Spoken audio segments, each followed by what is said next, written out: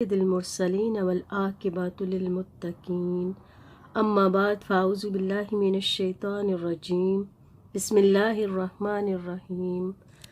نماز کے بعد زکوٰۃ دین اسلام کا انتہائی اہم رکن ہے۔ قرآن مجید میں 82 مرتبہ اس کا تاکیدی حکم آیا ہے۔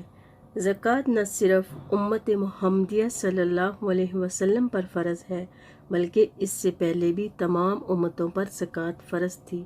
قرآن مجید میں اللہ تعالیٰ نے زکوٰۃ ادا کرنے والوں کو سچے مومن اقرار دیا ہے۔